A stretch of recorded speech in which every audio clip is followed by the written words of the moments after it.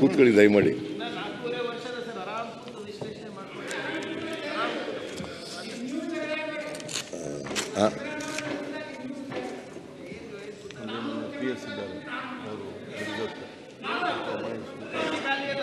ಸಿದ್ದರಾಮಯ್ಯನವರು ಇಳಿಸಿದ್ದು ಸರ್ಕಾರ ದಪ್ಪ ಹತ್ಬೇಕು.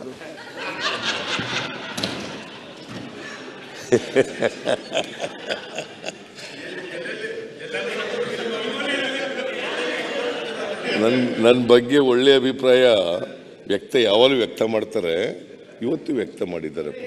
ಅದಕ್ಕೋಸ್ಕರ ನಿಮಗೆ ಅಭಿನಂದನೆಗಳು.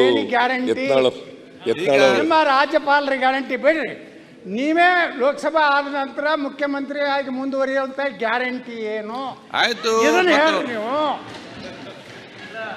ಬಿಡಿ ಸರ್, ತಾವೇ ಹೇಳಿದಿರ ಲೋಕಸಭಾ ಆದ್ಮೇಲೆ ಎಲ್ಲ ಚೇಂಜ್ ಆಗ್ತಾರಂತ. ನಿಮ್ದು ಗ್ಯಾರಂಟಿ ಕೊಟ್ಟಿರಿ, ನೆನ್ಪಿರ್ಲಿ ನಿಮ್ಗೆ. ಈಗ ಲೋಕಸಭಾ ಆದ್ಮೇಲೆ ಅಲ್ಲೆಲ್ಲ ಬದಲಾವಣೆ ಆಗುತ್ತೆ ಅಂತ ನೀವು ಗ್ಯಾರಂಟಿ ಕೊಟ್ಟಿರೋದು ನೆನ್ಪಿರ್ಲಿ. ಎಲ್ಲೂ ಬದಲಾವಣೆ ದಯವಿಟ್ಟು ನೀವೇನ್ ಹೇಳ್ತೀರಿ ಮಾಧ್ಯಮದಲ್ಲಿ ತಾವು ನೋಡ್ಬಿಡ್ರಿ.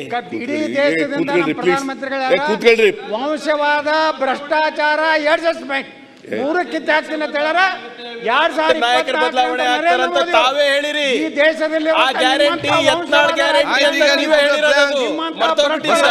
ಕೂತ್ಕೊಳ್ಳಿ ಈಗ ನರೇಂದ್ರ ಮೋದಿ ಯತ್ನಾಳ್ ಅವರೇ ಉತ್ತರ ಕೋರ್ಲಿ ಮಾನ್ಯ ಮುಖ್ಯಮಂತ್ರಿ. ಈಗ ಮಾನ್ಯ ಅಧ್ಯಕ್ಷರೇ, ರಾಜಕೀಯವಾಗಿ ನಾನು ಅದಕ್ಕೆ ಇಲ್ಲಿ ಮಾತಾಡಬೇಕಾಗ್ತದೆ ಅಂತಲೇ ಬರಲಿಲ್ಲ. ಆರ್ ಅಶೋಕ್ ಅವರು ಮಾತಾಡುವಾಗ, ಕುಮಾರಸ್ವಾಮಿ ಅವರು ಮಾತಾಡುವಾಗ, ಯತ್ನಾಳ್ ಅವರು ಮಾತಾಡುವಾಗ ಬರಲೇ ಇಲ್ಲ. ನಾನು